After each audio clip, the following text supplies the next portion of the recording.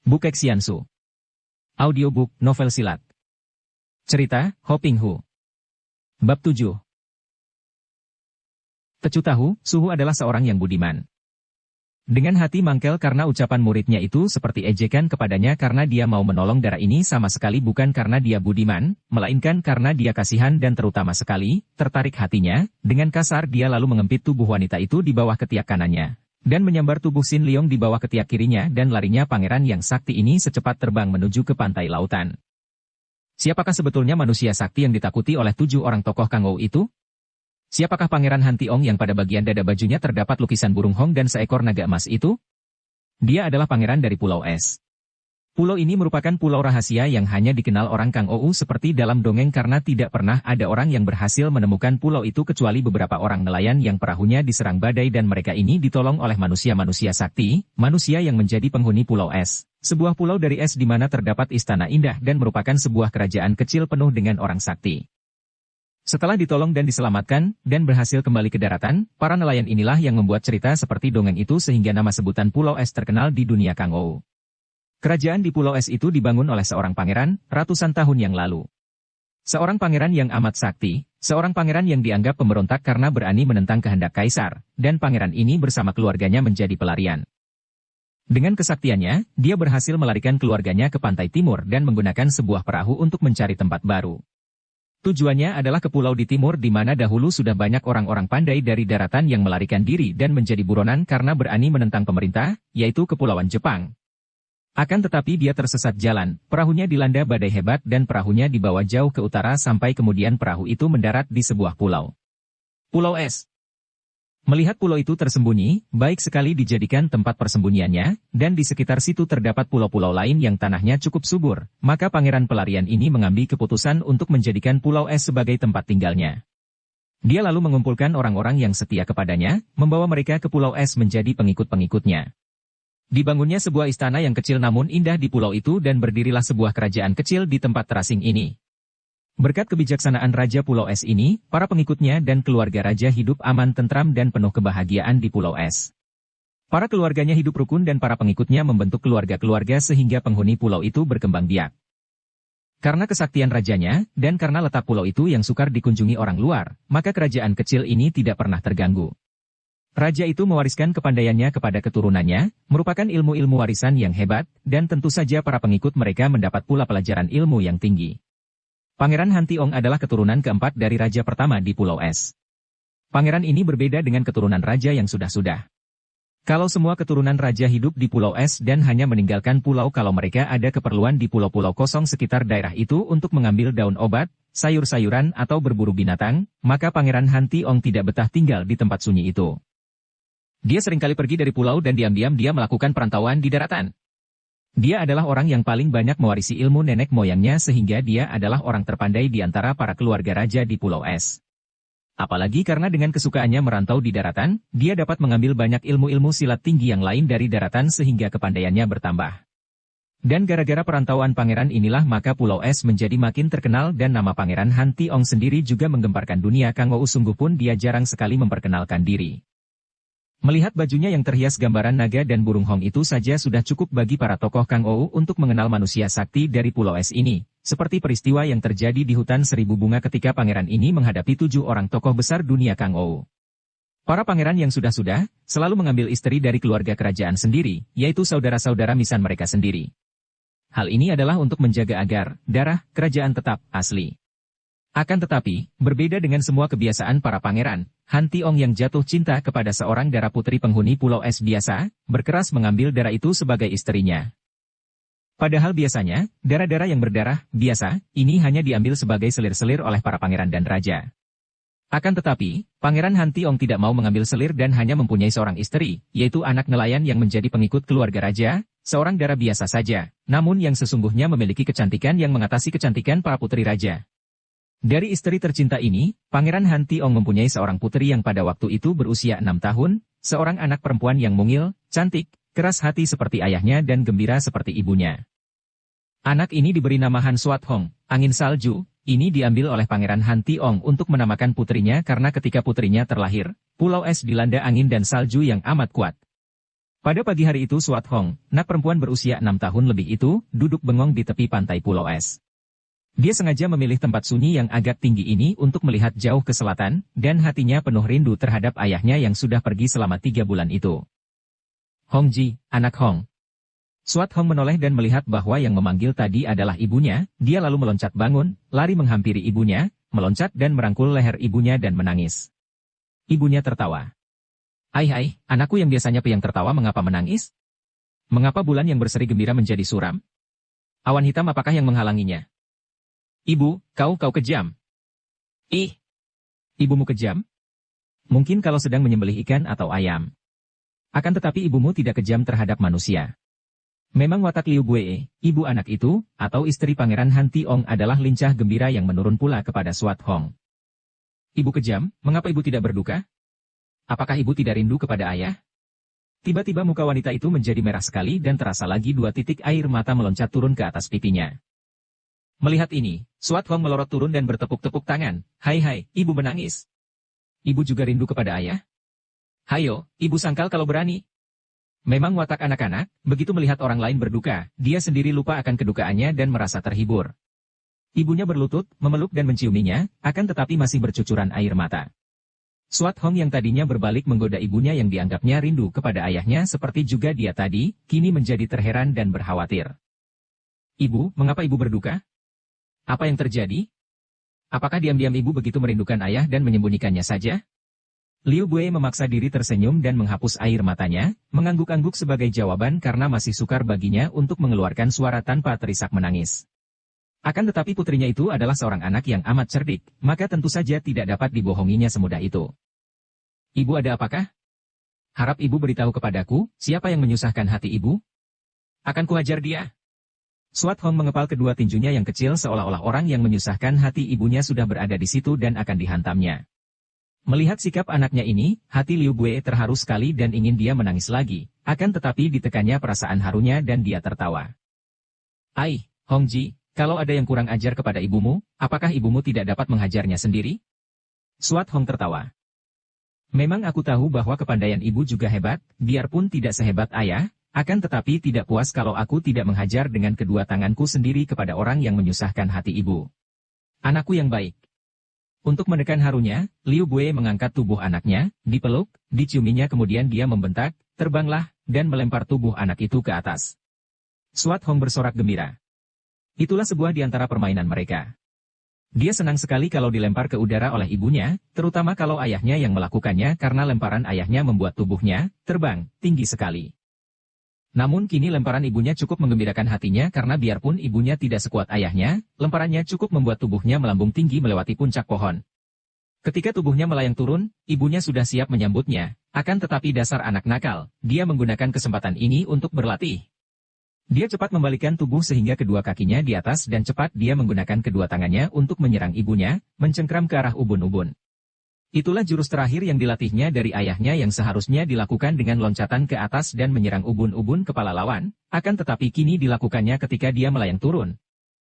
Haiyit. Untuk memperingatkan ibunya, Suat Hong menjerit sebelum menyerang. Tentu saja Liu Bue tidak perlu diperingatkannya lagi. Semenjak menjadi istri Pangeran Han Tiong, wanita puteri nelayan yang tentu saja seperti semua penghuni Pulau Es telah memiliki dasar ilmu silat tinggi, telah digembleng oleh suaminya dengan ilmu-ilmu simpanan yang tinggi sehingga dia menjadi seorang yang sakti seperti semua keluarga kerajaan itu. Melihat kegembiraan putrinya, dia pun cepat mengelak, dari samping dia menyambar kedua lengan anaknya dan dengan bentakan nyaring kembali tubuh anaknya dilemparkan ke atas. Tubuh itu melayang tinggi dan tiba-tiba dari atas Suat Hong berteriak girang, "Hei, ibu, itu ayah datang." Mendengar ini, Liu Bue cepat lari ke pinggir tebing tinggi dan memandang ke laut. Wajahnya berseri-seri, jantungnya berdebar karena penuh rindu kepada suaminya. Benar saja. Tampak sebuah perahu dan dia mudah mengenal suaminya yang mendayung perahu itu dengan kekuatan dahsyat sehingga perahu kecil meluncur seperti seekor ikan hiu yang marah. Akan tetapi alis wanita ini berkerut ketika dia melihat dua orang lain di dalam perahu. Seorang wanita muda yang cantik. Hatinya terasa tidak enak. Dia tidak akan mengikat suaminya, dan sebagai seorang istri pangeran calon raja tentu saja dia maklum bahwa suaminya berhak mengambil selir-selir sebanyaknya. Akan tetapi entah mengapa, kedatangan suaminya dengan dua orang itu, terutama seorang wanita cantik, mendatangkan rasa gelisah yang aneh di dalam hatinya. "Ibu, tolong dulu aku." Teriakan Swat Hong ini mengejutkan hatinya. Dia menengok dan melihat tubuh anaknya meluncur turun. Dia kaget dan baru sadar bahwa ketegangan mendengar suaminya pulang membuat dia lupa kepada putrinya. Sungguh pun Swat Hong telah memiliki ginkang yang cukup baik, akan tetapi meluncur turun dari tempat tinggi seperti itu ada bahayanya patah atau setidaknya salah urat. Untuk meloncat sudah tidak ada waktu lagi, maka cepat dia menyambar sebuah ranting kayu di dekat kakinya, melontarkan kayu itu dengan tepat melayang di bawah kaki Swat Hong dan anak ini juga tidak menyia-nyiakan pertolongan ibunya.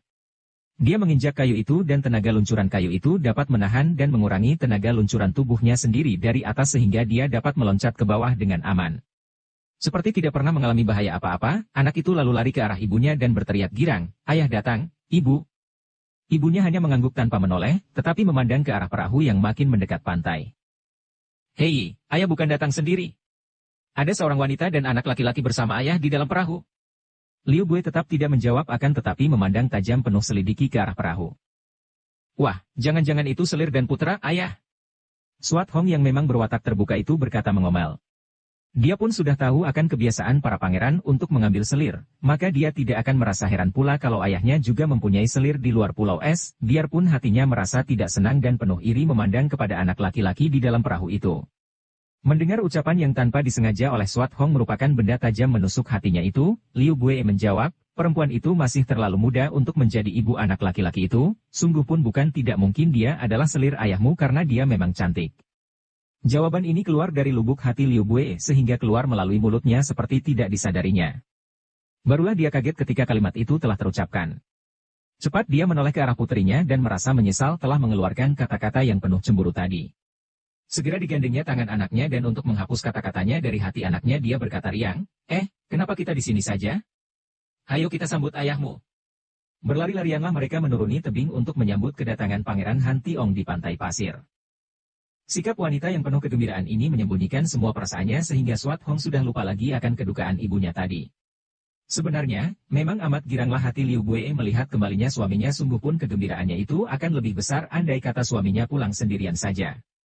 Semenjak suaminya pergi beberapa bulan yang lalu dia mengalami penderitaan batin yang hebat. Memang dia maklum bahwa dirinya tidak disukai oleh keluarga kerajaan, karena dianggap seorang wanita berdarah rendah. Kebencian keluarga itu menjadi-jadi ketika mendapat kenyataan betapa Han Tiong tidak mau mengambil selir. Hal ini dianggap oleh mereka bahwa Liu Bue menggunakan daya upaya untuk mengikat suaminya. Apalagi karena Liu Bue tidak mempunyai anak laki-laki, maka kebencian mereka makin bertambah. Sudah tentu saja, yang merasa paling benci adalah mereka yang mengharap agar Han Tiong pangeran calon raja itu memeristrikan putri mereka. Pada waktu itu, raja yang sudah tua menderita sakit dan sudah menjadi dugaan umum bahwa usianya takkan bertahan lama lagi. Agaknya raja itu hanya menantikan kembalinya putranya yang menjadi putra mahkota, yaitu Pangeran Han Tiong untuk mewariskan singgasana kepada putranya ini. Akan tetapi, karena keadaan Han Tiong yang lain daripada para pangeran lain, suka merantau, istrinya orang rendah dan hanya satu, tidak punya selir, tidak punya putra, maka Liu Bue maklum bahwa di antara keluarga raja terdapat persekutuan yang menentang diangkatnya suaminya menjadi calon raja. Hal inilah yang mendukakan hatinya. Dia menganggap bahwa dirinya menjadi penghalang bagi suaminya dan hal inilah yang paling merusak hatinya. Maka dapat dibayangkan betapa gembira hatinya melihat suaminya pulang. Ketika ibu dan anak ini tiba di pantai, ternyata pasukan kehormatan telah berbaris dan siap menyambut pulangnya pangeran yang dihormati itu.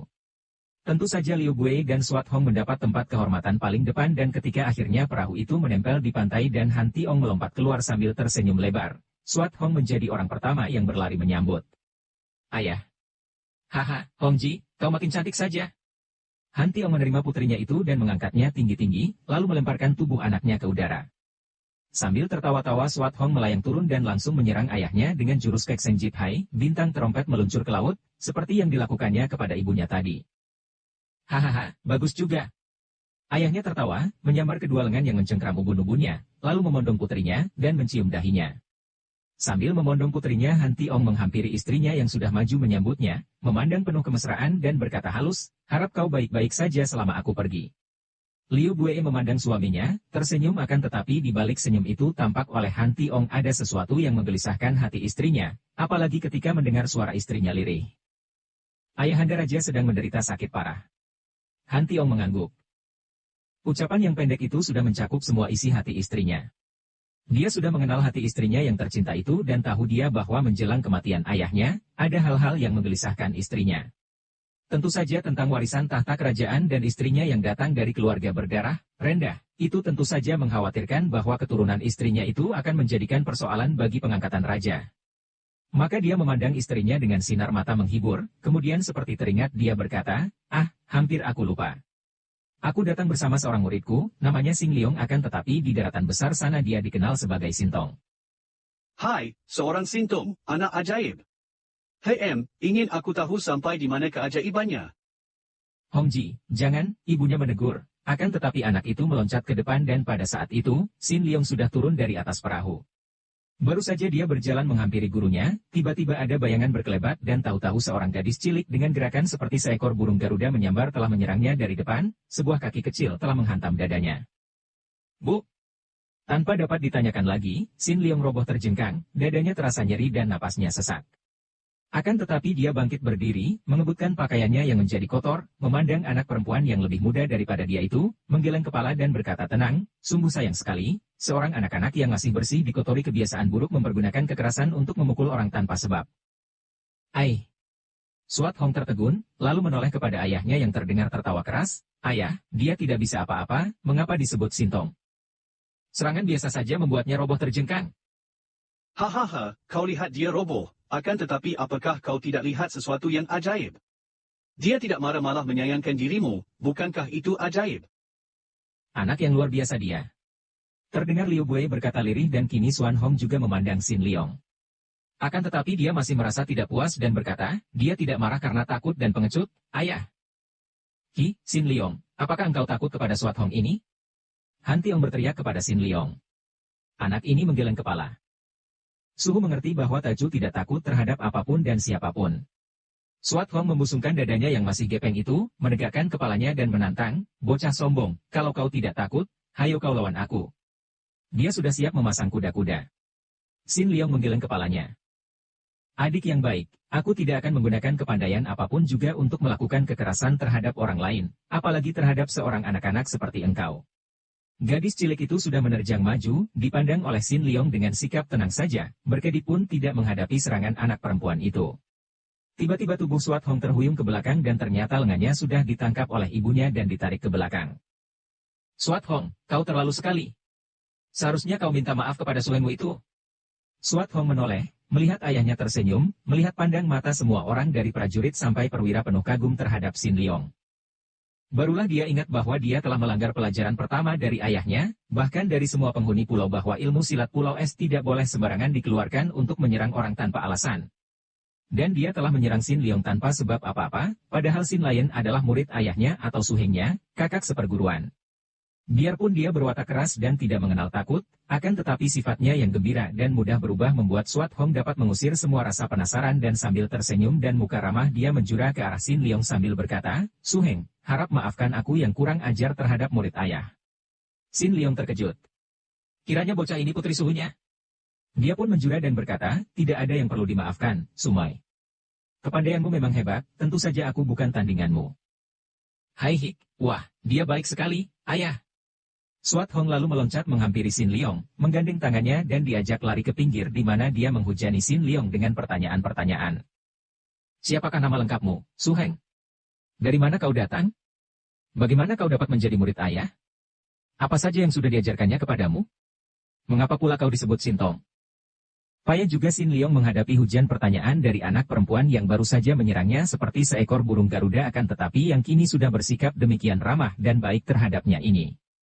Akan tetapi baru saja dia memperkenalkan namanya, yaitu Kuan Sin Liong dan belum sempat menjawab pertanyaan yang lain. Perhatiannya, juga Suat Hong dan semua orang yang berada di situ tertarik oleh keributan yang terjadi ketika Kuat Lin turun dari atas perahu.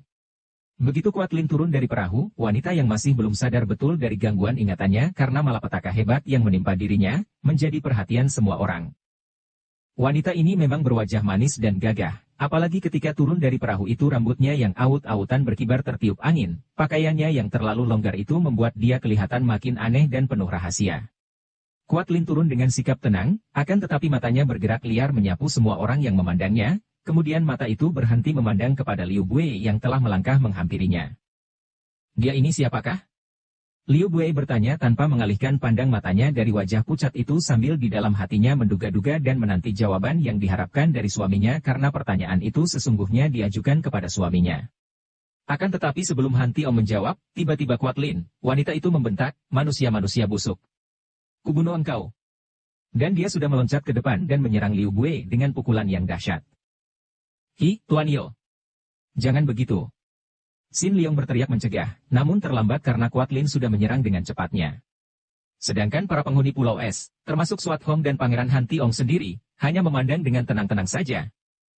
Wut, plak-plak. Tubuh Kuat Lin terpelanting ketika pukulannya tertangkis oleh Liu Buei dan wanita ini sudah menampar pundaknya sebagai serangan balasan. Hal ini membuat Kuat Lin yang memang belum sadar benar itu makin marah. Dengan nekat dia melompat bangun dan menerjang lagi. Pangeran Han Tiong sudah mendahuluinya menotok pundaknya sambil berkata, tenanglah, Nona. Kuat Lin kembali roboh, akan tetapi tubuhnya disambar oleh Han Tiong. Ternyata dia telah ditotok lemas. Dengan lambaian tangan, pangeran itu memanggil 4 orang wanita pelayan yang kelihatan tangkas-tangkas. Dia sedang sakit, ingatannya tidak sewajarnya. Ucapan ini ditujukan kepada istrinya yang memandang marah. Mendengar ini, Liu Buei mengangguk-angguk dan kemarahannya di wajahnya berubah menjadi iba. Bawa dia ke kamar tamu dan rawat dia baik-baik, kata Liu Buei kepada 4 orang pelayan itu yang segera menggotong tubuh Kuat Lin pergi dari situ. Barulah Pangeran Han Tiong kini mempedulikan sambutan resmi dari para pangeran dan pasukan penghormatan. Tadi dia seolah-olah menganggap mereka semua itu seperti patung belaka. Dengan megah pangeran itu lalu langsung diantar ke kamar ayahnya sang raja yang sedang sakit dan yang telah lama menanti kedatangan putranya ini, sedangkan Xin Liong langsung diajak oleh Swat Hong ke bagian istana di mana dia dan ibunya tinggal, yaitu di bagian kiri istana besar. Tepat seperti telah diduga oleh semua penghuni Pulau Es, 3 hari kemudian setelah pulangnya Pangeran Han Tiong, Raja tua meninggal dunia setelah sempat menyaksikan Han Tiong dinobatkan menjadi penggantinya, merajai Pulau Es dalam upacara yang amat sederhana. Dapat dibayangkan betapa tidak puas dan penasaran rasa hati para pangeran yang membenci Han Tiong karena usaha mereka memanaskan hati mendiang ayah mereka tentang keadaan Han Tiong tidak dipedulikan oleh raja tua itu. Dan untuk memberontak secara terang-terangan, tentu saja mereka tidak berani karena di dalam pulau itu, pada waktu itu Han Tiong merupakan orang yang paling sakti. Maka, mereka itu hanya diam saja biarpun tidak pernah lengah barang sehari pun untuk mencari peluang dan kesempatan yang baik untuk menjatuhkan Han Tiong, atau lebih tepat lagi, menjatuhkan Liu Buei yang mereka anggap sebagai biang keladi dari penyelewengan Han Tiong dari kebiasaan keluarga raja di Pulau Es. Setengah bulan kemudian, berkat perawatan yang baik dari Liu Buei dan para pelayan, juga dengan pengobatan tusuk jarum oleh Raja Han Tiong sendiri, ditambah obat-obatan berupa daun-daun yang dicari para anak buah Pulau Es atas petunjuk Xin Liong. Gangguan ingatan yang diderita oleh Kuat Lin menjadi sembuh.